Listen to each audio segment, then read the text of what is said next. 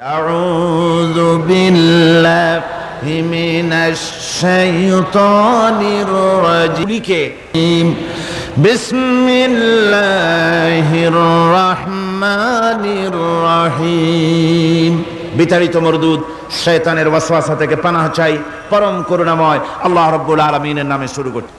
আজকে বলবো এই কোরআনে কারীমের নাজিলের উদ্দেশ্য, কোরআনে কারীমের বৈশিষ্ট্য, কোরআনে কারীমের মর্যাদা।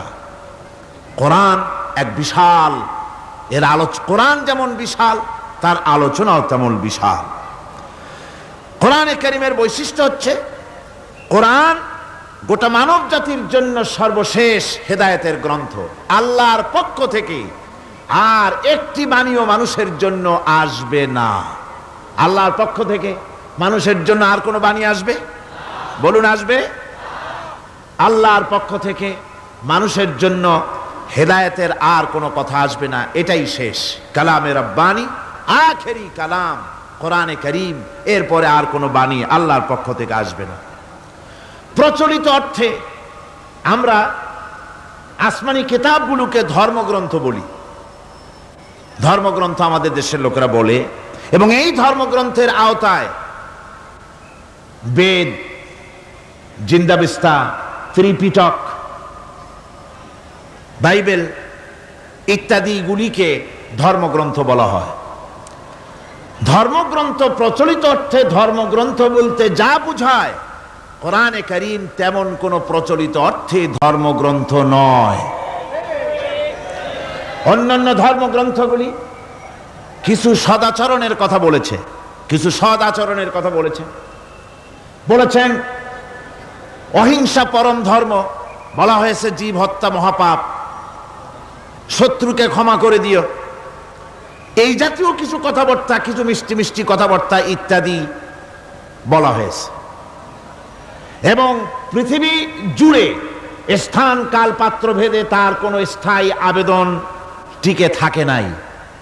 কোরআন হচ্ছে সেই কিতাব, কোরআন হচ্ছে সেই গ্রন্থ যা প্রচলিত অর্থে ধর্মগ্রন্থ নয়, বরং কোরআন হচ্ছে একটি পূর্ণাঙ্গ জীবন বিধান, যাকে আরবিতে বলা হয় মুকাম্মাল নিজামে হায়াত, যাকে বলা হয় কমপ্লিট কোড অফ লাইফ, যাকে বলা হয় পূর্ণাঙ্গ একটি জীবন বিধান। কোরআন শরীফ এমন কিছু নাই যা কোরআন শরীফের মধ্যে বিধৃত হয়নি। সকল কথা আল্লাহ পাকের মধ্যে বলে দিয়েছেন। একেবারে এ কোরআনে কি নাই? সব আছে। কোরআন শরীফ পিঁপড়া থেকে শুরু করে হাতি পর্যন্ত কোরআনের ভিতরে সন্নিবেশিত করা হয়েছে। পিঁপড়ার নামে একটা সূরা আছে না? নাম কি? সূরা আন-নামল। আবার হাতির নামেও একটা সূরা আছে, নাম কি? সূরা ফিল। লোহার নামে সূরা আছে, মাকড়সার নামে সূরা আছে, মৌমাছির নামে সূরা আছে, মানুষের নামেও সূরা আছে। মানুষের ভেতরে দুটো শ্রেণী, পুরুষ এবং নারী, মহিলাদের কেউ বাদ দেওয়া হয় নাই, তাদের জন্য একটা সূরা আছে, নাম কি? তাহলে পিঁপড়া থেকে শুরু করে হাতি আর মানুষ, তার প্রয়োজনীয় যা কিছু সব কিছুকে আল্লাহ পাক কোরআনে কারীমের মধ্যে সন্নিবেশিত করে দিয়েছেন। আমি অনেকবার এই কথা বলেছি, এটা কোনো কোরআন হাদিসের কথা নয়, এটা আমার ধারণার কথা, কোরআন হাদিসের কথা নয়। যেমন কোরআন শরীফের শুরু হয়েছে বিসমিল্লাহ দিয়ে। কি দিয়ে শুরু হয়েছে? বিসমিল্লাহ দিয়ে। প্রথম অক্ষরটা কি? বা। আর শেষ হয়েছে মিনাল জিন্নাতি ওয়ান নাস, শেষের অক্ষর কি? সিন। তাহলে কোরআনের প্রথম অক্ষর বা আর শেষের অক্ষর সিন, দুইটাকে জুড়ে দিলে কি হয়? বাস। আমার কাছে মনে হয় যেন কোরআনে কারীমের ভিতরে আল্লাহ রাব্বুল আলামিন পৃথিবীবাসীদের জন্য যা কিছু প্রয়োজন সব কিছু সন্নিবেশিত করে দিয়েছেন। শুরু করলেন বা দিয়া, শেষ করলেন সিন দিয়া, বাস করে দিলেন যেন বলা হলো পৃথিবীর মানুষেরা, তোমাদের জন্য কিয়ামত পর্যন্ত যা কিছু দরকার সবগুলি আমি আল্লাহ রাব্বুল আলামিন কোরআনের মধ্যে ভরে দিয়েছি। বাস হয়ে গেছে, আর কিছুর প্রয়োজন নাই, আর কিছু প্রয়োজন নাই, সব আমি কোরআনে কারীমের ভেতরে সন্নিবেশিত করে দিয়েছি। সুতরাং কোরআনে কারীমের এই বৈশিষ্ট্য যে অন্য ধর্মগ্রন্থের মতো কোরআন শরীফ নাম সর্বস্ব একটি ধর্মগ্রন্থ নয়, এর মধ্যে রয়েছে মানুষের প্রয়োজনীয় সব কিছু। কোরআনের আরেকটি বৈশিষ্ট্য হচ্ছে যে অন্যান্য ধর্মগ্রন্থগুলির ভেতরে মানুষেরা হাত লাগাইছে, অপারেশন করেছে, বাড়াইছে, কমাইছে, সর্বনাশ করে দিয়েছে, ইচ্ছে মতো বাড়াইছে, কমাইছে। কমাতে কমাতে কম্বলের লোম বাঁচতে যেমন কিছু থাকে না, নিজেরা নিজেদের কথা ভিতরে ঢুকাতে ঢুকাতে আজকের বাইবেল আল্লাহর কথা শূন্য হয়ে গিয়েছে। বর্তমান পৃথিবীতে লুক, জন, মার্ক, মথি, scripture, New Testament, Old Testament, খ্রিস্টানদের ধর্মগ্রন্থ বলতে যা বুঝায়, এই পুরা ধর্মগ্রন্থ তাদের এই কিতাবগুলির ভিতরে আল্লাহ রাব্বুল আলামিনের একটি কথা নাই, সব তারা শেষ করে ফেলেছে। কোরআন এক্ষেত্রে ব্যতিক্রম। এ কোরআন একমাত্র কিতাব যা আজ পর্যন্ত অকৃত্রিম এবং অবিকৃত অবস্থায় বিশ্ব মানব সভ্যতার সামনে বিজয় গৌরব নিয়ে দেদীপ্যমান হয়ে আছে দ্বীপ্রহরের সূর্যের মতো, যার ভিতরে কোনো ভুল নাই, যার ভেতরে কোনো ত্রুটি নাই। কোরআনে কারীম তার আরেকটি বৈশিষ্ট্য হচ্ছে কোরআন একমাত্র গ্রন্থ যার ভাষা এবং সাহিত্য 1400 বছর ধরে এর ভিতরে কোনো কৃত্রিমতা ঘটেনি। আরবি ভাষা এবং সাহিত্যের সর্বোৎকৃষ্ট নমুনা হিসাবে কোরআন শরীফ টিকে আছে। পৃথিবীর কত ভাষা শেষ হয়ে গিয়েছে, কত ভাষা জন্মগ্রহণ করেছে আর মরে গেছে তার ঠিক নাই। ভাষার উন্নতি যত হচ্ছে, কোরআনে কারীম সমস্ত ভাষা এবং সাহিত্যের মানকে উতরে গিয়ে এমন এক জায়গায় কোরআনের ভাষা সাহিত্য পৌঁছে গেছে যাকে স্পর্শ করা পৃথিবীর কোনো ভাষার পক্ষে সম্ভব নয়। কোরআন এক জীবিত ভাষা, জীবন্ত ভাষা। কোরআন আরবি ভাষা। পৃথিবীর অন্তত 38টি দেশের রাষ্ট্রভাষা, স্টেট ল্যাঙ্গুয়েজ আরবি ভাষা।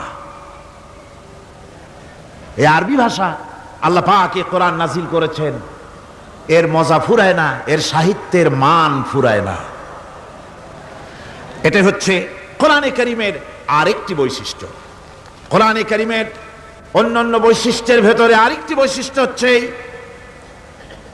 যে এ কোরআনে কারীম একমাত্র কিতাব যেই কিতাবের ভেতরে রয়েছে কোরআনের অনুসারী তাদের নাম এবং কোরআনের অনুসারী তাদের ধর্মের নাম গ্রন্থের ভেতরে আছে, যা অন্য কোনো কিতাবের মধ্যে নাই। সেটা হচ্ছে আমরা যে মুসলমান তা কোথায় পেলাম? আমরা যে মুসলমান এই পরিচিতি কোথায় পেলাম? হুয়া সাম্মাকুমুল মুসলিমিন, এই মুসলমান নাম আল্লাহ কোরআন শরীফে ব্যবহার করেছেন। তিনি আমাদের নাম দিয়েছেন, আমরা মুসলমান। আমরা কি মুসলমান? আমাদের নাম এই কিতাবের মধ্যে রয়েছে। আমাদের জীবন ব্যবস্থার নাম, ধর্মের নামও ইন্নাদ-দীনা ইনদাল্লাহিল ইসলাম। ইসলামের নাম, মুসলমানের নাম কোরআনে কারীমের মধ্যে রয়েছে, যা অন্য কোনো ধর্মগ্রন্থের মধ্যে নাই। হিন্দু, খ্রিস্টান, বৌদ্ধ এ সমস্ত নাম তাদের নিজেদের বানানো নাম, তাদের ধর্মগ্রন্থের ভিতরে সব নামের কোনো পাত্তা নাই। কোরআনে কারীমের আরেকটি বৈশিষ্ট্য হচ্ছে কোরআন বিশ্বের সর্বাধিক পঠিত গ্রন্থ। এত বেশি পড়া হয়েছে, এ কোরআন পড়া হচ্ছে, এত বেশি পৃথিবীর কোন বই আজ পর্যন্ত পড়া হয় নাই, আর হবেও না। কোরআনে কারীমের আরেকটি বৈশিষ্ট্য হচ্ছে এই বিশাল ধর্মগ্রন্থ, এই বিশাল জীবন ব্যবস্থা, এই বিশাল কিতাব মানুষেরা মুখস্থ করেছে। আপনি আমাকে বলেন, নিজের ভাষা নয়, নিজের মায়ের ভাষা নয়, এমন এক বিশাল কিতাব মানুষ মুখস্থ করতে পেরেছে, এর কোন নমুনা আছে দুনিয়ায়? এর কোন নমুনা আছে? মাতৃভাষা নয়, অথচ পৃথিবীর ইংরেজ হোক, উর্দুভাষী হোক, ল্যাটিন হোক, তেলুগু হোক, ডাচ হোক, ফ্রান্স হোক, যে কোনো ভাষা, বাংলা ভাষা হোক, সমস্ত ভাষার লোকেরা কোরআনে কারীমকে মুখস্থ করতেছে। সুবহানাল্লাহি বিহামদি। আমাদের দেশেও লক্ষ লক্ষ হাফেজে কোরআন বর্তমান রয়েছে।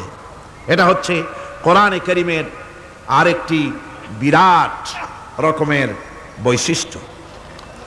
কোরআনে কারীমের অফুরন্ত বৈশিষ্ট্যের ভেতরে এটাও একটি, কোরআন হচ্ছে একটি বিরাট মুজিজা। কোরআন একটি মুজিজা। কোরআন একটি কি? মুজিজা। দুনিয়ায় যত নবী আল্লাহ পাঠিয়েছেন, সমস্ত নবীদেরকে তিনটা জিনিস দিয়েছেন। কয়টা জিনিস কোন তো? তিনটা। ওয়াহি, হুসনে খুলক আর মুজিজা। একটা হচ্ছে ওহী, আরেকটা হচ্ছে উন্নত মানের চরিত্র, আরেকটা হচ্ছে কি? মুজিজা। এই মুজিজা সকল নবীকে দেওয়া হয়েছে।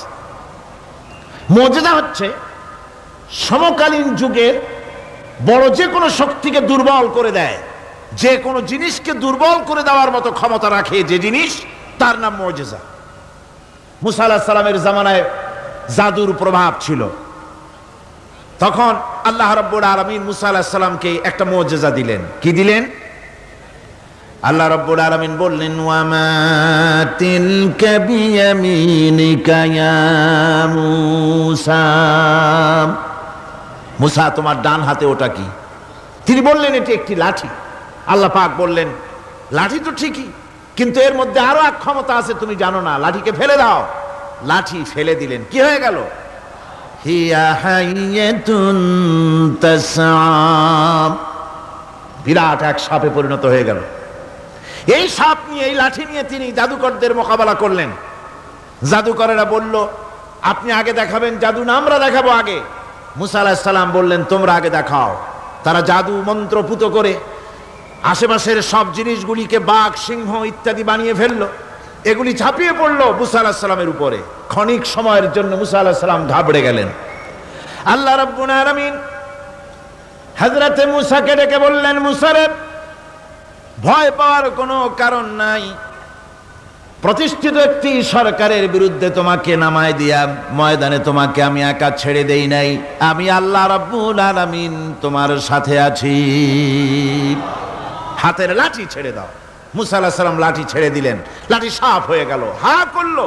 জাদুকরদের তৈরি করা সমস্ত বাঘ, সিংহ, সাপ মুসা আলাইহিস সালামের লাঠি মার্কা সাপের পেটের মধ্যে গিয়া ঢুকলো। জাদুকরেরা মনে করলো, আমরা যা দেখালাম তা তো জাদু, নিঃসন্দেহে। মুসা আলাইহিস সালাম যা দেখালেন তা নিঃসন্দেহে জাদু নয়, কারণ জাদু তো খেয়ে ফেলে দিয়েছে। কাজী জাদু যে জিনিসে খায় সেটা তো জাদু না, সেটা জাদুর বাবা অথবা দাদা। এটা ছিল মুসা আলাইহিস সালামের মুজিজা। হযরত দাউদ আলাইহিস সালামের মুজিজা ছিল, আল্লাহ রাব্বুল আলামিন তাকে মুজিজা দিয়েছিলেন, গলার সুন্দর আওয়াজ দিয়েছিলেন। তিনি যখন জাব্বুর শরীফ তেলাওয়াত করতেন, উড়ন্ত পাখিরা ওড়া বন্ধ করে চতুর্দিকে বসে আল্লাহর কালাম শুনত। তিনি লোহা দিয়ে অস্ত্র তৈরি করতেন। অস্ত্র বানাবার সময় আগুন দিয়ে লোহা পোড়ায় অস্ত্র বানাতে হয়। দাউদ আলাইহিস সালামের তার প্রয়োজন ছিল না। তিনি যখন লোহা হাতির ভিতরে নিয়ে চাপ দিতেন, লোহা পানি হয়ে আঙ্গুলের ফাঁক দিয়া গলে পড়ে যেত। এটা ছিল তার মুজিজা। হযরত সুলাইমান, আল্লাহ রাব্বুল আলামিন তাকে মুজিজা দান করলেন। কোরআনে কারীমের ভিতরে রব্বুল আলামিন বলেন, হযরত সুলাইমান আলাইহিস সালাম সকাল বেলায় বিনা মেশিনে, বিনা ইঞ্জিনে তক্তার উপরে বসে যেতেন। তক্তা 1 মাসের পথ অতিক্রম করত।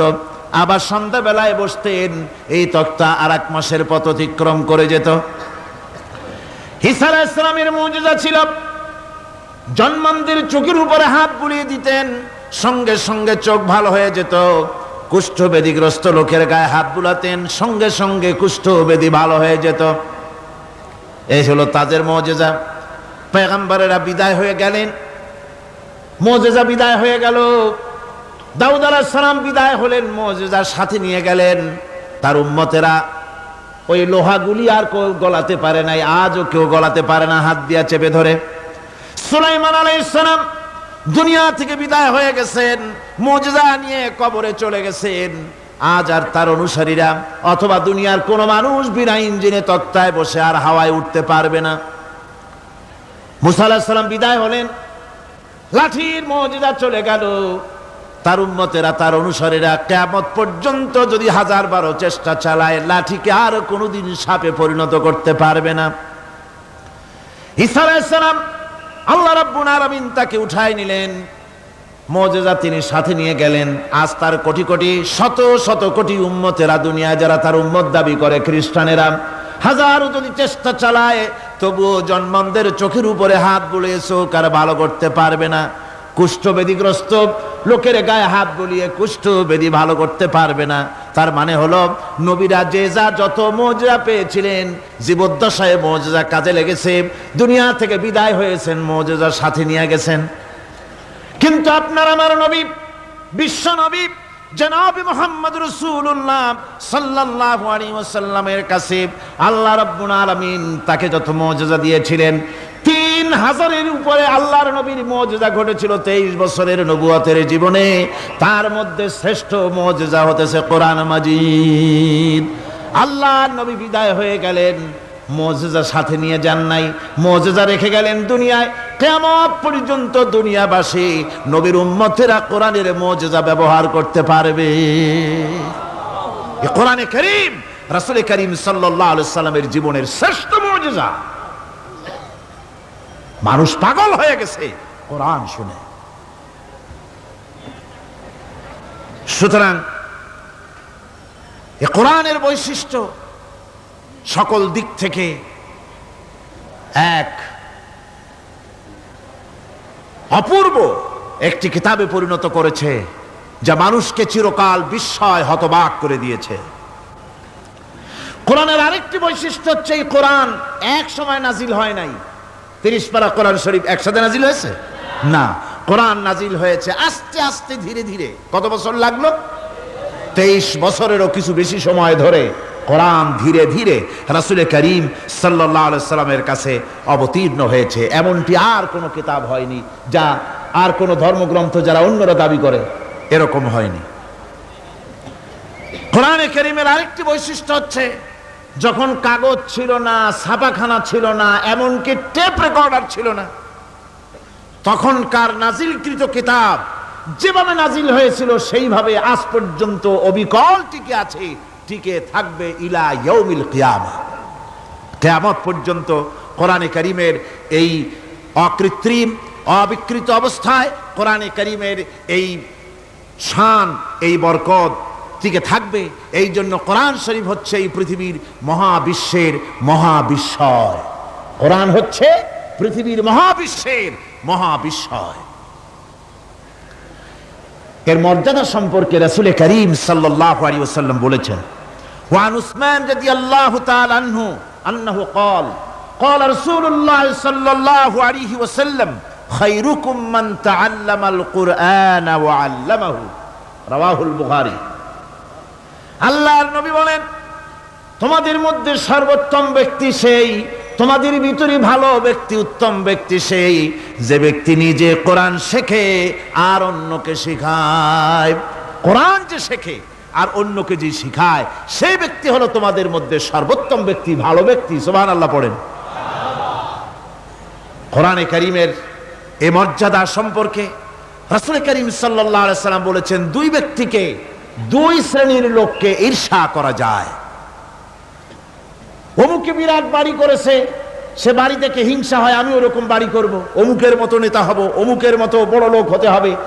পরশ্রী কাতরতা অথবা ঈর্ষা করা, এরকমের ঈর্ষা করা জায়েজ নাই। রাসূলুল্লাহ বলেছেন, দুই ব্যক্তির সঙ্গে ঈর্ষা করা যায়। আন ইবনে উমর রাদিয়াল্লাহু তাআলা আনহু আন্নাহু ক্বাল ক্বাল রাসূলুল্লাহ সাল্লাল্লাহু আলাইহি ওয়াসাল্লাম লা হাসাদা ইল্লা আলাল ইসনাইন, দুই ব্যক্তি ছাড়া অন্য কারো সাথে হিংসা করা যায় না, রিস্ক করা যায় না। কোন কোন ব্যক্তি? রাজুলুন আতাহুল্লাহুল কুরআন ফাহুয়া ইয়াকুমু বিহি আনা আল-লাইলি ওয়া আনা আন-নাহার, ওই ব্যক্তির সঙ্গে ঈর্ষা করা যায়, হিংসা করা যায় যে ব্যক্তিকে আল্লাহ পাক কোরআনের ইলম দান করেছেন, সে ব্যক্তি দিন রাত কোরআন তেলাওয়াত করে, কোরআনের উপরে আমল করে, কোরআনের উপরে থাকে, মানুষকে কোরআনের দাওয়াত দেয়। ওই লোকের সাথে ঈর্ষা করা দরকার যে তার মতো হতে চায়। ওয়ারাজুলুন আতাহুল্লাহু মালান ফাহুয়া ইউনফিকু মিনহু আনা আল-লাইলি ওয়া আনা আন-নাহার, মুত্তাফাকুন আলাইহি, বুখারী মুসলিমের হাদিস। রাসূলুল্লাহ বলছেন, অন্য আরেক ব্যক্তি হচ্ছে যে ব্যক্তিকে আল্লাহ পাক মাল দিয়েছেন, সম্পদ দিয়েছেন, ওই ব্যক্তি তার মাল আর সম্পদকে দিন রাত দুহাতে আল্লাহর রাস্তায় খরচ করে। তার মতো হওয়ার জন্য তার সাথে ঈর্ষা করা যেতে পারে। আমার বন্ধুগণ, এই কোরআন হচ্ছে এমন এক কিতাব যে কোরআনকে নিয়ে যারা অগ্রসর হয় আল্লাহ তাদেরকে বাড়ায় দেন, আর কোরআনের সাথে যারা হিংসা করে বিদ্বেষ করে আল্লাহ তাদেরকে অধপাতিত করে দেন। عن عمر بن الخطاب رضي الله تعالى عنه أنه قال قال رسول الله صلى الله عليه وسلم إن الله يرفع بهذا الكتاب أقواما ويضع به آخرين رواه مسلم। হযরত ওমর রাদিয়াল্লাহু তাআলা আনহু বলছেন যে আল্লাহ পাক এই কোরআনের সাহায্যে এক শ্রেণীর লোককে প্রতিষ্ঠিত করবেন দুনিয়ার বুকে, এবং আখিরাতেও আরেক শ্রেণীর লোককে করবেন অধপাতিত। যারা কোরআনের সাথে বিরোধিতা করবে, তারা যদি হিরো হয় আল্লাহ তাদেরকে জিরো বানাবেন। কি বানাবেন? জোরে কন, জোরে কন, কি বানাবেন? জিরো বানিয়ে দিবেন। আর কোরআনকে নিয়ে যারা আগ বাড়ে, তারা যদি জিরো হয় আল্লাহ পাক তাদেরকে কি বানায় দেন? কোরআনের সাথে বিরোধিতা আজকের নতুন কিছু নয়, আবহমান কাল থেকে কোরআনের সাথে চলছে বিরোধিতা। বিশ্বকবি, কবি সম্রাট আল্লামা ইকবাল, আল্লাহ তাকে জান্নাতুল ফেরদাউস নসিব করুন, সবাই বলুন আমিন।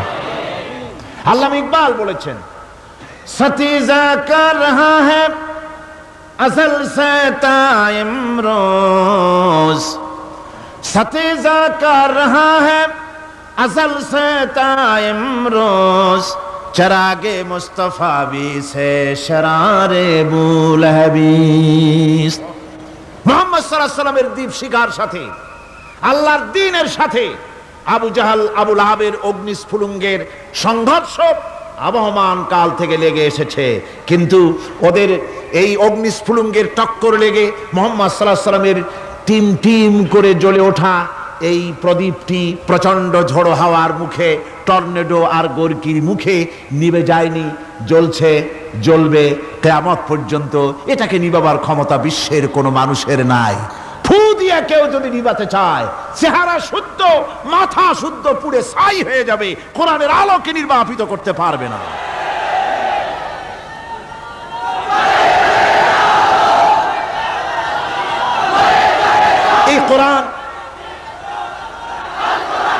এই কোরআন যার সিনার ভিতরে থাকে, যার সিনার মধ্যে থাকে সে হয় সমৃদ্ধ, আর যার সিনার মধ্যে থাকে না সে হয়।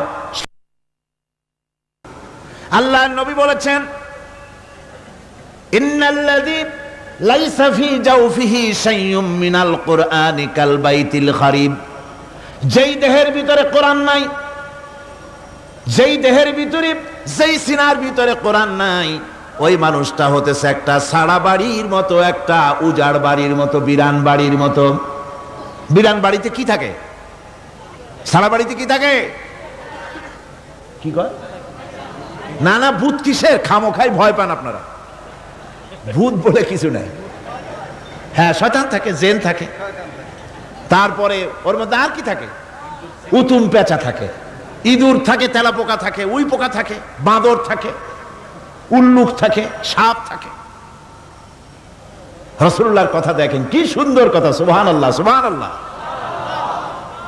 যে দেহের ভিতরে কোরআন নাই, সারা বাড়িতে যা থাকে, পুরো বাড়িতে যা থাকে, বিরান বাড়িতে যা থাকে, যে দেহে কোরআন নাই সেই দেহের মধ্যে তাই থাকে। আজ দেখুন বাংলাদেশের শিক্ষাঙ্গনে, কলেজ ইউনিভার্সিটিগুলিতে কোরআন পড়ানো হয় না। বলেন ঠিক কিনা? আমাদের বিশ্ববিদ্যালয়গুলিতে কোরআন পড়ানো হয়, তাফসীর পড়ানো হয়, হাদিস পড়ানো হয়, হয় না। হাদিস, কোরআন, আল্লাহর কালাম পড়ানো হয় না বলে অবস্থা কি হয়েছে? হাদিস থেকে মিলায় নেন, ইন্নাল্লাযী লাইসা ফী জাওফিহি শাইউম মিনাল কুরআনি কাল বাইতিল খারিব। কোরআন নাই তো সারা বাড়ি, কোরআন নাই তো কি আছে? যে ঘরের মধ্যে মানুষ নাই, উল্লুক থাকে, ভাল্লুক থাকে, শয়তান থাকে, তেলাপোকা থাকে, সারপোকা থাকে, হিংস্র প্রাণী ভরপুর থাকে। যে শিক্ষা প্রতিষ্ঠানে কোরআন পড়ানো হয় না, সেখানেও সন্ত্রাসীরা বাস করতে পারে, ভালো মানুষ টিকতে পারে না।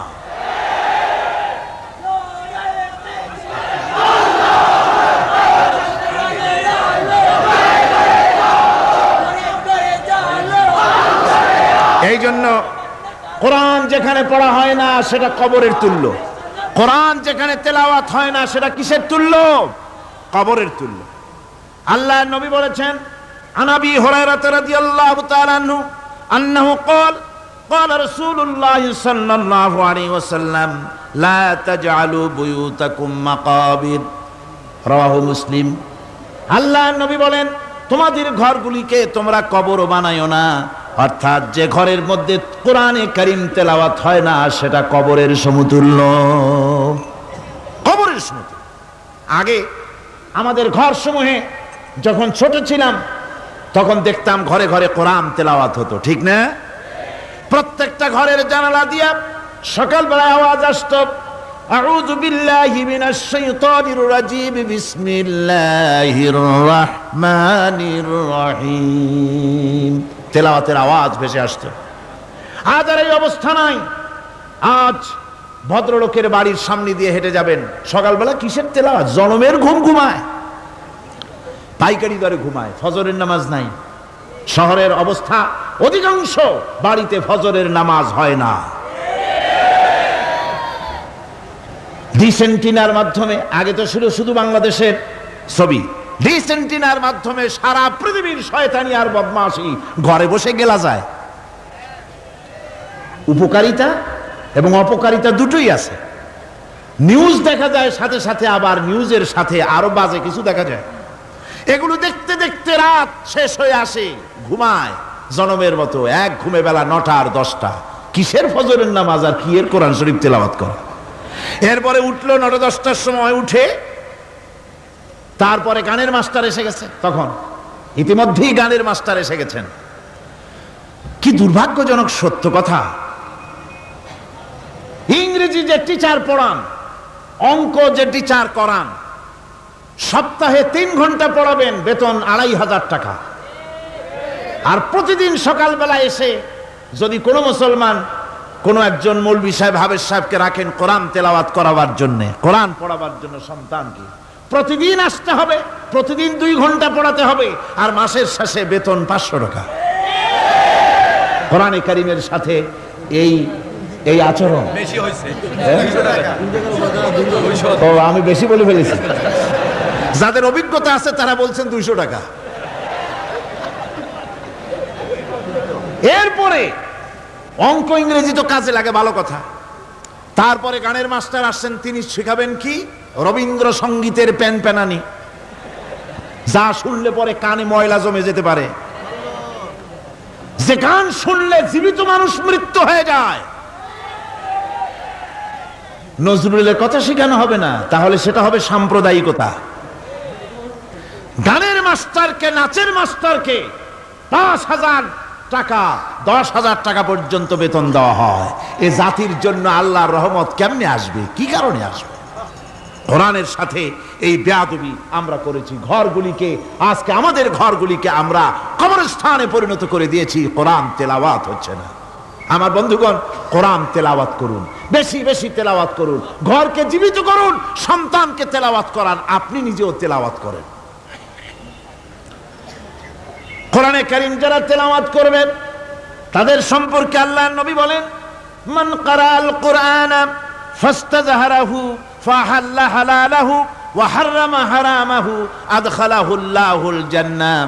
আল্লাহর নবী বলেন, যে ব্যক্তি কোরআন শরীফ তেলাওয়াত করবে এবং কোরআনের হালাল অনুযায়ী হালালকে মেনে চলবে, হারাম অনুযায়ী হারাম থেকে ফিরে থাকবে, এরকম কোরআনের উপরে যে তেলাওয়াত করবে আর আমল করবে, আল্লাহ রাব্বুল আলামিন কিয়ামতের দিন তাকে জান্নাতের ভিতরে প্রবেশ করাবেন। শুধু বেহেশতে যাবে না, ওয়া শাফাহু ফি হাশরাতিন মিন আহলি বাইতিহি কুল্লুহুম কাদ ওয়াজাবাত লাহুন নার। নবীজি বলেন, এই কোরআনে কারীমের বরকতে কিয়ামতের দিন ওই ব্যক্তি তার রক্ত সম্পর্কিত 10 জন আত্মীয়ের ব্যাপারে সুপারিশ করার জন্য তৌফিক পাবে আল্লাহর দরবারে। এমন 10 ব্যক্তি, যেই 10 ব্যক্তির জন্য হিসাবের পরে জাহান্নাম ওয়াজিব হয়ে গিয়েছিল, এমন 10 ব্যক্তি সম্পর্কে কোরআনের তেলাওয়াতকারী আর আমলকারী আল্লাহর দরবারে সুপারিশ করার জন্য পারমিশন পাবেন। এমন নিয়ামত, সেই নিয়ামত থেকে আমরা বঞ্চিত হয়ে যাচ্ছি। আমি বলি না যে আপনারা কলেজ ইউনিভার্সিটিতে ছেলেদের পড়তে দিবেন না, আমি তা বলি না। তারা কলেজ ইউনিভার্সিটিতে বিলক্ষণ পড়াশোনা করুক, কিন্তু তাদেরকে কোরআন শরীফ শিখান। লক্ষ লক্ষ টাকা খরচ করলেন ছেলের পেছনে, কিন্তু কোরআন শিখালেন না। আপনি মরে গেলে আপনার জানাজাটা পড়বে, এ তৌফিকও সে পেল না। জানাজার ইমামতি তো দূরের কথা, জানাজার নিয়ত জানে না, পাক পবিত্রতা জানে না। বাপ মরে গেছে, সে তখন ছিল মার্কেটে, শুনলো বাপ মরছে, তাড়াতাড়ি জানাজায় শরীক হতে হবে। প্যান্টও পাক নাই, যেহেতু পেশাবের যখন বেগ এসেছিল দেওয়ালের পাশে দাঁড়াইয়া কাম সারছে, ধোয়া মোছার কাম নাই, মাথায় টুপি নাই, নাক মোছা রুমাল ছিল পকেটের, রুমালটা মাথায় দিয়া দাঁড়ায় গেল, আল্লাহু আকবার। বাপের কপালে যা আছে তাই হোক। তারপরে বাপ মরে গেছে, কান্না শুরু করেছে। যেদিন মরছে সেদিন কানতেছে, পরের দিনও একটু মুখ মলিন কান্দে। নাম বল্টু মিয়া। তার আবার এক বন্ধু আছে, তার নাম শান্টু মিয়া। শান্টু মিয়া বলছে, মিয়া বল্টু কান্দো কেন? কয় বাপ মরে গেছে। কয় এগুলো বাঁচে নাকি? এগুলো মরিই যায়, আমার একটা ছিল ওটাও মরছে। চিরকাল কারো বাপ থাকে না, সুতরাং এত মন খারাপ কেন? আসো, ইন্ডিয়া থেকে ভালো একটা বই আসছে, সেইটা দেখে এত আনন্দ পাবে। বাপ তো বাপ, 14 গোষ্ঠী মরলেও মনের দুঃখ মুছে যাবে। এরপরে বাড়ি এনে তাকে সিনেমার ছবি দেখানো হলো। ছবি সে দেখলো, ফেরার সময় বাপের কবরের কাছ থেকে যাওয়ার সময় দাঁড়িয়ে গেল ক্ষণিকের জন্য। আহারে বাপ, বিদায় হয়ে গেলা, কি দেব তোমারে? কিছু তো নাই আমার কাছে, তাই সারা রাত ধরে যা কিছু দেখলাম এগুলি তোমার আমল নামায় দিয়ে গেলাম।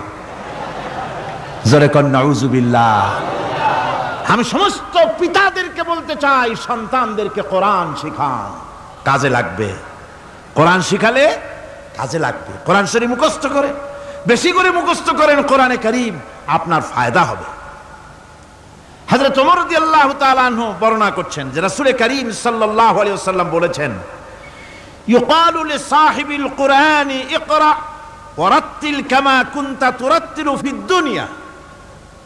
কিয়ামতের দিন জান্নাতীদেরকে, বেহেশতীদেরকে আল্লাহ রাব্বুল আলামিন বলবেন, কোরআন শরীফ তেলাওয়াত করো আর উপরের দিকে উঠতে থাকো। কোরআনে যেভাবে দুনিয়ার বুকে কোরআনে কারীম তুমি মুখস্থ করেছিলে, ধীরে ধীরে তেলাওয়াত করতে, ওইভাবে ধীরে ধীরে কোরআন তেলাওয়াত করো আর উপরের দিকে উঠতে থাকো। আল্লাহ পাক বলতে থাকবেন, উপরের দিকে ওঠো, তেলাওয়াত করো আর ওঠো। উঠতে উঠতে যেই জায়গায় গিয়ে তোমার তেলাওয়াত শেষ হয়ে যাবে, জান্নাতের ওই জায়গাটা তোমার জন্য বরাদ্দ হবে। আবু দাউদ শরীফের হাদিস। জান্নাতের ওই জায়গাটা তোমার জন্য বরাদ্দ হবে। এখন যাদের শুধু সূরা ইখলাস আর সূরা কাউসার মুখস্থ, তারা তো 2 পা আগাই বসে যাবে, উঠতে পারবেন না। বেশি বেশি মুখস্থ করেন, হাফেজে কোরআন হন অথবা হাফেজের মতো হন। বেশি বেশি মুখস্থ করেন সূরা ইয়াসিন, সূরা দুখান, সূরা আর রহমান, সূরা ওয়াকিয়া, সূরা মুজাম্মিল, এই সমস্ত সূরা, বেশি সূরা আল আরাফ, সূরা কাহাফ, সূরা মারিয়াম ইত্যাদি মুখস্থ করেন। কিয়ামতের দিন কাজে লাগবে। জান্নাতের অত উঁচায় উঠতে পারবেন। হাফেজ যে কোন জায়গায় যাবে, সুবহানাল্লাহ বিহামদি। 30 পারা কোরআন যার সিনার ভিতরে, জান্নাতের কোন জায়গাটা আল্লাহ তাকে বরাদ্দ করবেন। সুবহানাল্লাহ, সুবহানাল্লাহ। কোরআনে কারীমকে মুখস্থ করুন, বেশি করে মুখস্থ করুন। কোরআনে কারীমকে বেশি করে তেলাওয়াত করুন। এই কোরআনে কারীমকে যারা বেশি করে তেলাওয়াত করবে, তেলাওয়াত করতে গিয়ে যারা আল্লাহর কাছে কিছু চাওয়ার সময় পাবে না, তাদের সম্পর্কে রাসূল কারীম সাল্লাল্লাহু আলাইহি ওয়াসাল্লাম বলেছেন হাদিসে কুদসি। হাদিসে কুদসি রাসূল কারীম সাল্লাল্লাহু আলাইহি ওয়াসাল্লাম বলেছেন, ইয়াকুলুর রাব তাবারাক ওয়া তাআলা মান শাগালাহুল কুরআন আন যিকরি মাসআলাতি আতাইতুহু আফজালা মা উতিয়াস সাইলিন। আল্লাহর নবী বলেন, আমার আল্লাহ পাক বলেছেন, কোরআন তেলাওয়াত করতে গিয়ে যারা ব্যস্ত থাকে, কোরআন তেলাওয়াত করতে করতে যারা আমার কাছে হাত পেতে কিছু চাওয়ার সময় পায় না, যারা আমার কাছে হাত পেতে কিছু চায়, তাদের থেকে তেলাওয়াতকারীদেরকে আমি রব্বুল আলামিন বেশি করে দেই। সুবহানাল্লাহ। কোরআন তেলাওয়াত করতে করতে যারা আল্লাহর কাছে হাত পেতে চাওয়ার সময় পায় না, আল্লাহ পাক বলেন যারা চায় তাদের থেকে তেলাওয়াতকারীকে আমি বেশি দেই। আমার বন্ধুগণ, শুধু তাই নয়, এই কোরআনে কারীম যারা তেলাওয়াত করবে, আমল করবে, কিয়ামতের দিন তার মা বাপের মাথার উপরে আল্লাহ রাব্বুল আলামিন, আবু দাউদ শরীফের হাদিসে এসেছে, তার মা বাপের মাথার উপরে নূরের টুপি পরিধান করানো হবে। এমন নূরের টুপি, এমন নূরের তাজ পরানো হবে, চন্দ্র সূর্যের আলোকে ম্লান করে দেবে। হাসরবাসীরা প্রশ্ন করবেন, এ লোকটি কে? কোনো ফেরেশতা নাকি? বলে না। কোনো নবী নাকি? বলে না। তবে কি ইনি কে? জবাব হবে, ইনি হচ্ছেন সেই ব্যক্তি যিনি তার সন্তানদেরকে কোরআন শিখিয়েছিলেন। কোরআন শিখানোর কারণে আল্লাহ রাব্বুল আলামিন আজ তার মা বাপের মাথার উপরে নূরের টুপি পরিধান করে হাসরের ভিতরে মর্যাদা দিলেন। কিয়ামতের দিন দুনিয়াও মর্যাদা পাওয়া যাবে, আখিরাতেও মর্যাদা পাওয়া যাবে যদি কোরআনে কারীমকে তেলাওয়াত করা যায়, আমল করা যায়, বোঝা যায়, তাহলে এই সমস্ত নিয়ামত আল্লাহ পাক দান করবেন। সুতরাং এই এত বড় নিয়ামত থেকে আমরা যেন কেউ বঞ্চিত হয়ে না যাই। কোরআন হচ্ছে এমন এক কিতাব যার তাফসীর লেখা হয় নাই। পৃথিবীতে এমন কোনো ভাষা নাই, পৃথিবীর উল্লেখযোগ্য সবগুলি ভাষায় কোরআনে কারীমের তাফসীর লেখা হয়েছে, কিন্তু কোন মুফাসসির আজ পর্যন্ত কথা বলেন নাই যে আমি যে তাফসীর লিখছি এর চাইতে ভালো তাফসীর আর কেউ লিখতে পারেও না, আর পারবেও নাই, এটা শেষ, আর তাফসীর লেখা লাগবে না। এ কথা কেউ বলতে পেরেছে? জোরে বলেন, পেরেছে? পারে নাই। তার কারণ কি? আল্লাহ রাব্বুল আলামিন বলেন, قُلْ لَوْ كَانَ الْبَحْرُ مِدَادًا لِكَلِمَاتِ رَبِّي لَنَفِدَ الْبَحْرُ قَبْلَ أَن تَنفَدَ كَلِمَاتُ رَبِّي وَلَوْ جِئْنَا بِمِثْلِهِ مَدَدًا। আল্লাহ পাক বলেন, নবী আপনি বলুন, আমার রবের কথাগুলি লেখার জন্য যদি সমুদ্রের পানিগুলি, সমুদ্রের সমস্ত পানিগুলি যদি কালিতে পরিণত হয়ে যায়, আর আমার রবের কথাগুলি যদি লেখা শুরু হয়ে যায়, আমার রবের কথাগুলি লেখার পূর্বে সমস্ত সমুদ্রের পানিগুলি শেষ হয়ে যাবে, তারপরে যদি আবার সমুদ্র ভরে দেওয়া হয়, আরো যদি লেখা হয়, তবুও আমার রবের কথা লেখা শেষ হবে না।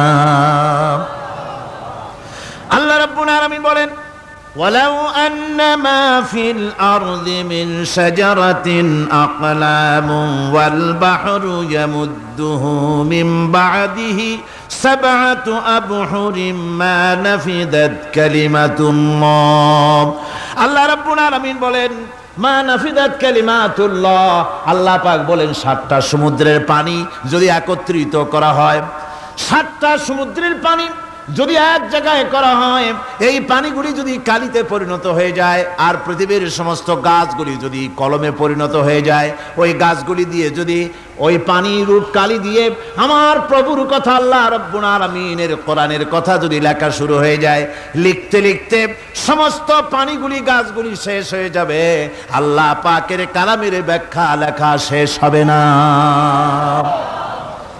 মা নাফিদাত কালিমাতুল্লাহ, আল্লাহর কথা লেখা শেষ হবে না। এত বড় বিরাট আজিম কিতাব আল্লাহ পাক আমাদেরকে দান করেছেন, সুবহানাল্লাহ পড়েন। এই কিতাবের এত বড় গুরুভার আল্লাহ রাব্বুল আলামিন বলেছেন, লাউ আনজালনা হাযাল কুরআনা আলা জাবালিন লারাআইতাহু খাশিআম মুতাসাদ্দিআম মিন খাশিয়াতিল্লাহ। আমি যদি এই কোরআনকে পর্বতের উপরে নাজিল করতাম, তাহলে তুমি দেখতে পেতে আমার ভয় ভীত সন্ত্রস্ত হয়ে পাহাড়গুলো চূর্ণ বিচূর্ণ হয়ে যেত। এত বড় আসিম কিতাব আমি তোমাদেরকে দান করেছি, যার গুরুভার বহন করতে কেউ রাজি হয়নি, পাহাড় পর্বত কেউ রাজি হয়নি, মানুষ রাজি হয়েছে। এই মানুষের উপরে আমি এটা অবতীর্ণ করেছি, গোটা বিশ্ববাসীর সামনে এই কিতাব আমি দিয়েছি তোমাদেরকে, এর দ্বারা হেদায়েত তোমরা গ্রহণ করবে। কিয়ামতের দিন আল্লাহর এই বিরাট নিয়ামত আমাদেরকে দান করলেন, আমরা এই নিয়ামতের না শকর করেছি, অর্থাৎ এই কোরআনকে আমরা ব্যবহার করেছি সঠিকভাবে করি নাই, বেঠিকভাবে করেছি। প্রথম দিন দ্বিতীয় দিন আমি বলেছি কোরআন শরীফকে শুধু তাবিজ তুমারের জন্য, শুধু সওয়াবের জন্য তেলাওয়াত করেছি। আসলে শুধু সওয়াবের জন্য তো আসেনি কোরআন। কোরআন বুঝতে হবে, আমল করতে হবে, তবে না শান্তি পাবো। আপনি যদি কোরআন হচ্ছে মানুষের জীবন সমস্যার সমাধানের গ্রন্থ, ওষুধ খেলে রোগ ভালো হয়। ওষুধ খেলে কি হয়? কেউ যদি সকাল বেলায় তসবিহ হাতে নিয়ে 500 বার পরে ওষুধ ওষুধ ওষুধ, 500 বার পড়লো রোগ কি ভালো হবে? বরং রোগ আরো বাড়তে পারে চিল্লাইতে চিল্লাইতে। শীতের জন্য লেপ গায়ে যায় না দিয়া কেউ যদি চিল্লাইতে থাকে, জিকির করে লেপ্ত শোক লেপ্ত শোক লেপ্ত শোক, শীত কি বন্ধ হবে নাকি? পানির পিপাসায় ছটফট করে মানুষ যদি চিল্লায় পানি পানি পানি পানি পানি, পানির পিপাসা আরো বাড়বে। তাহলে কি বোঝা গেল? পিপাসা লাগলে পানি পান করতে হবে, শীত লাগলে কম্বলটা গায়ে দিতে হবে, রোগ হলে ওষুধটা খেতে হবে, তাহলে সব সমস্যার সমাধান হবে। অনুরূপভাবে আমরা শুধু কোরআনে কারীমকে তেলাওয়াত করি সবের নিয়তে, তার হুকুমগুলি জীবনের উপরে আমল করি না বলে আজকের জীবন আমাদের বিপর্যস্ত হয়েছে। ব্যক্তিতে, পরিবারে, রাষ্ট্রে শান্তি নাই, কোথাও শান্তি নাই এই কারণে। আর কিয়ামতের দিন রাসূল আসামি করবেন তাদেরকে যারা কোরআন অমান্য করেছে। রাসূল হবেন বাদী। বাদী হবেন কে? যারা বলেন কে বাদী হবেন? রাসূল। আসামি হবে কারা? যারা কোরআন ছেড়ে দিয়েছে। আল্লাহ রাব্বুল আলামিন বলেন وقال الرسول يا رب إن قومي اتخذوا هذا القرآن مهجورا। কিয়ামতের দিন রাসূল আল্লাহর দরবারে ফরিয়াদ করবেন, আয় আমার রব, আয় আমার আল্লাহ তাআলা, এই সমস্ত লোকগুলি তোমার কালামকে, তোমার কোরআনকে অপ্রয়োজনীয় জিনিস বলে তারা পরিত্যাগ করেছিল। কোরআনকে অপ্রয়োজনীয় মনে করেছে, কোরআনের সাথে ঠাট্টা করেছে, বিদ্রুপ করেছে। কোরআন শিক্ষা ভিক্ষার ঝুলি, শেখার বুলি মনে করেছে। কোরআনের কোনো মূল্য দেয় নাই, কোরআনের কোনো দাম দেয়নি, কোরআনের সাথে ঠাট্টা করেছে, কোরআনের আইনের সাথে ঠাট্টা করেছে, বিদ্রুপ করেছে। আমার বন্ধুগণ, কিয়ামতের দিন যখন এরা উপস্থিত হবে আল্লাহর দরবারে, আল্লাহ রাব্বুল আলামিন কোরআনের সাথে যারা ঠাট্টা করেছে, বিদ্রুপ করেছে, কোরআনের আইনকে নিয়ে যারা ঠাট্টা বিদ্রুপ মজাক উড়াইছে, কিয়ামতের দিন তাদেরকে বলা হবে ওয়াকিলাল ইয়াউমা নানসাকুম কামা নাসিতুম লিকা ইয়াউমিকুম হাযা।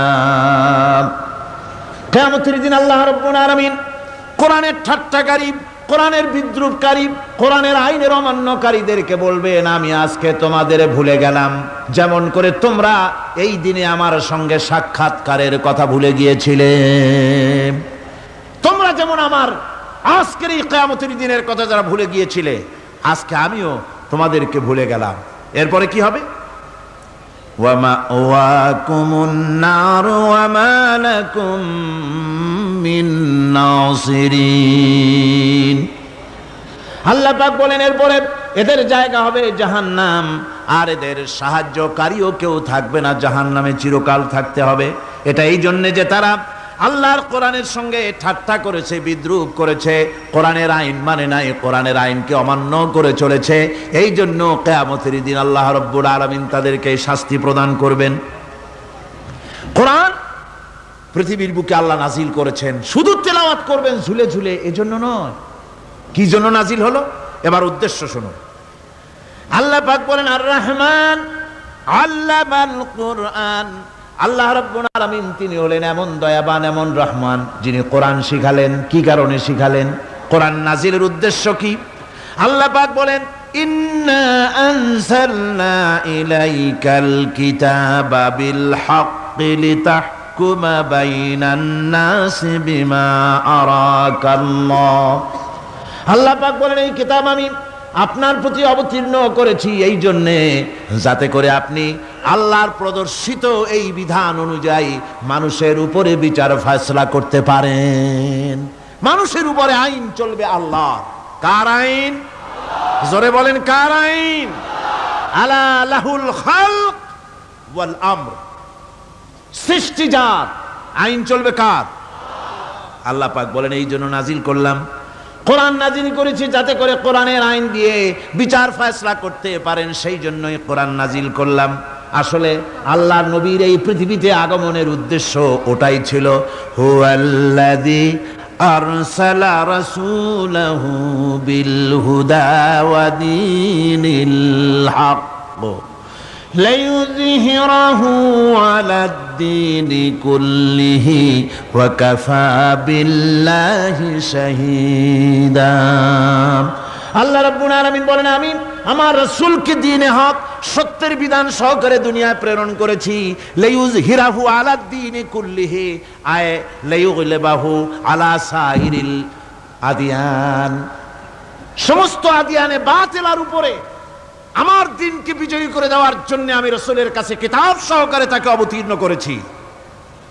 এ দায়িত্ব শুধু মুহাম্মদ সাল্লাল্লাহু আলাইহি ওয়াসাল্লামের ছিল না, দুনিয়ার উপরে আল্লাহর দ্বীন কায়েম করা, আল্লাহর বিধান অনুযায়ী মানুষের বিচার ফয়সালার দায়িত্ব শুধু মুহাম্মদ সাল্লাল্লাহু আলাইহি ওয়াসাল্লামের ছিল না, সমস্ত নবীদের ছিল। কাদের ছিল?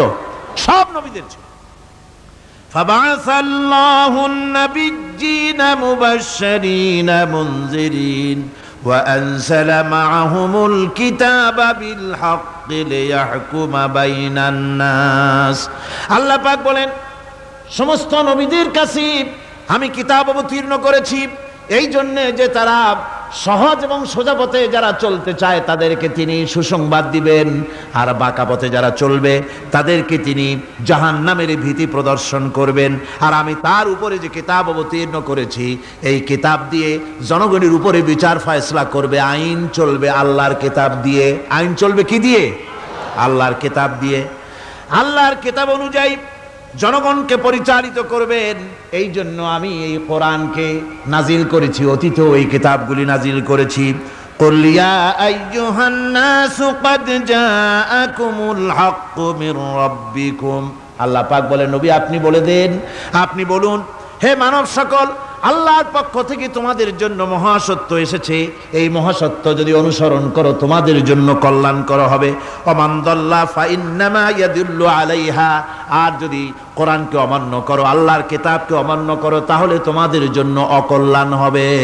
আজ আপনারা বলেন, আল্লাহর কিতাবের আইন কি আমাদের দেশে চলে? কোরআনের আইন কি চলে?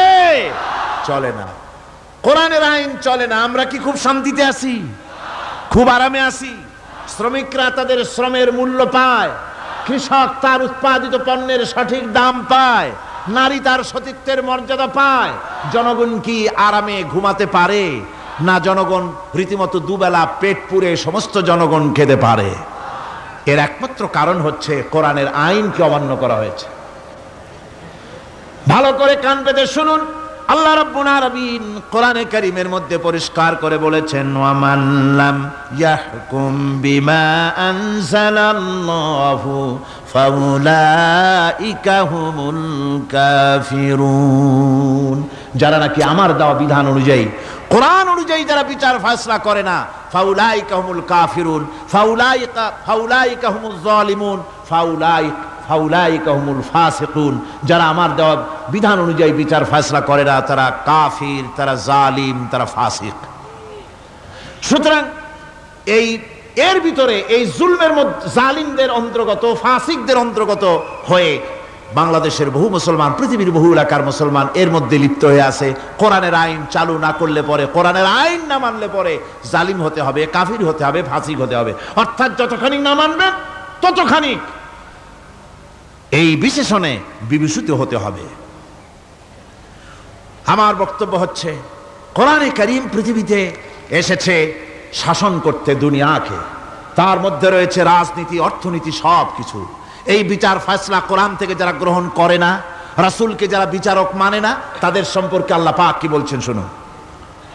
ফালা ওয়া রাব্বিকা লা ইউমিনুনা হাত্তা ইউহাক্কিমুকা ফীমা শাজারা বাইনাহুম সুম্মা লা ইয়াজিদু ফি আনফুসিহিম হারাজাম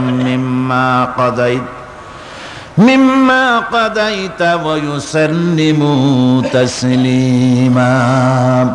আল্লাহ রাব্বুল আলামিন বলেন, ফালা ওয়া রাব্বিক, কখনো নয় হে নবী, আপনার রবের কসম, কখনোই নয়। ওরা মুমিন নয় যারা নাকি তাদের জীবনের সব কিছুর ব্যাপারে যতক্ষণ পর্যন্ত আপনাকে বিচারক না মানে, আপনার দেওয়া ফয়সালাকে গ্রহণ না করে, এবং আপনি বিচার করার পর ফয়সালা দেওয়ার পরে এটার উপরে দ্বিধাহীন চিত্তে মেনে যতক্ষণ না নিবে ততক্ষণ পর্যন্ত তারা যত ঈমানের দাবি করুক তারা আসলে মুমিন না। এ ফতোয়া কার?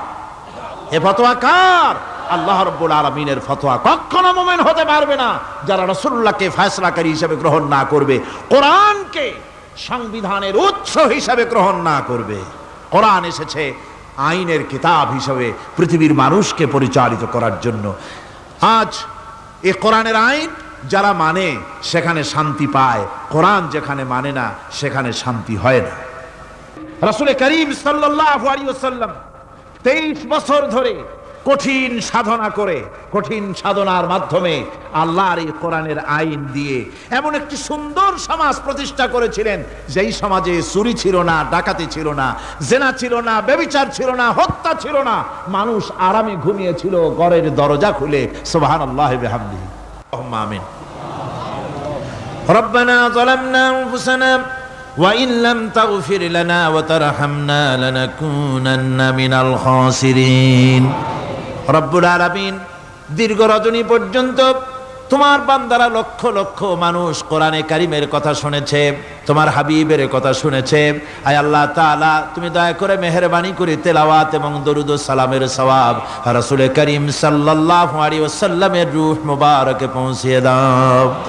রব্বুল আলামিন আমরা যারা হাত তুলেছি এর মধ্য থেকে মা বাপ যাদের দুনিয়া থেকে জন্মের মতো বিদায় হয়ে গেল, আল্লাহ তুমি দয়া করে মেহেরবানি করে আমাদের মা বাপের কবরগুলিকে জান্নাতের টুকরা বানাইয়া দিও। রব্বির হামহুমা কামা রব্বায়ানি সগীরা, রব্বির হামহুমা কামা রব্বায়ানি সগীরা। আয় আল্লাহ রাব্বুল আলামিন সারা জীবন আমরা গুনাহ করেছি, নাফরমানি করেছি। আল্লাহ কোরআনে কারীমের মাহফিলে এসে তোমার দরবারে কাঙ্গালের মতো হাত তুলেছি, দয়া করে মেহেরবানি করে জিন্দেগীর সকল গুনাহ খাতা তুমি মাফ করে দাও। রব্বুল আলামিন আমাদের ভিতরে বহু মানুষ রোগী আছে, অসুস্থ আছে, প্রতিদিন অনেক চিঠি আসে, দোয়া আছে। আল্লাহ তুমি দয়া করে মেহেরবানি করে আমাদের সকলের রোগ ব্যাধিগুলিকে তুমি শেফায়ে আজেলা দিয়ে দাও। রব্বুল আলামিন মা বোনেরা কষ্ট করে প্রতিদিন আসেন, আল্লাহ তুমি তাদের ব্যাধি মাফ করে দিও, ইমানের সাথে পর্দার সাথে চলাফেরার তৌফিক দিও, স্বামী এবং সন্তান সহ ইমানে শান্তিতে বসবাস করার তৌফিক দিও। তুমি বলেছো দুউনি আস্তাজিব লাকুম, আমাকে ডাকো আমি ডাকের সাড়া দেব। রব্বুল আলামিন তোমার কথার উপরে সম্পূর্ণ ঈমান আমাদের আছে। আয় আল্লাহ সেই ঈমান নিয়ে, সেই মনোবল নিয়ে তোমার রহমতের দরবারে আমরা হাত পেশ করেছি। আল্লাহ তুমি আমাদের হাত ফিরাইয়া দিও না। এ মাহফিলের বরকতে সমস্ত মানুষের ভিতরে মোহাব্বত পয়দা করে দাও আল্লাহ, হিংসা বিদ্বেষ দূর করে দাও। আয় আল্লাহ এই কোরআন দিয়ে বাংলাদেশ শাসিত হচ্ছে, এই দৃশ্যটা আমাদেরকে একবারের জন্য যদি হয় আল্লাহ চোখে দেখায় দিও। আল্লাহ এই দৃশ্যটা একবার আমাদের চোখে দেখার তৌফিক দান করে দিও আল্লাহ। রব্বুল আলামিন আজকের মুনাজাতকে কবুল করে নাও। উলামা হাজারাত যারা এসেছেন আল্লাহ তুমি দয়া করে সমস্ত উলামা হাজারাতদেরকে ঐক্যবদ্ধ হওয়ার তৌফিক দাও, দ্বীনের পরিপূর্ণ খেদমতের তৌফিক দাও। সাংবাদিক ভাইয়েরা প্রতিদিন কষ্ট করতেছেন, সুন্দর করে লিখে লিখে রিপোর্ট করছেন। আল্লাহ সাংবাদিক ভাইদেরকেও দ্বীনের খেদমত, কোরআনের খেদমত করার যোগ্যতা বাড়িয়ে দাও। চিকিৎসাবিদ, প্রকৌশলী, কৃষিবিদ, তারপরে দেশের প্রশাসনিক দায়িত্বশীল যারা আছেন, বিভিন্ন সেক্টরে যারা কাজ করছেন, জজ, barrister, magistrate, DC, SP, police, BDR, army, যিনি যেখানে আছেন সকলকে আল্লাহ তোমার দরবারে তোমার গোলাম হিসাবে কবুল করে নাও। আল্লাহ সকলকে ইসলামের দায়িত্ব ঈমানের সাথে পালন করার তৌফিক দাও। রব্বানা তাকাব্বাল মিন্না ইন্নাকা আনতাস সামিউল আলিম وتب علينا إنك أنت التواب الرحيم سبحان ربك رب العزة عما يصفون وسلام على المرسلين الحمد لله رب العالمين واجعل آخر كلمة عند الموت لا إله إلا الله محمد رسول الله السلام عليكم ورحمة الله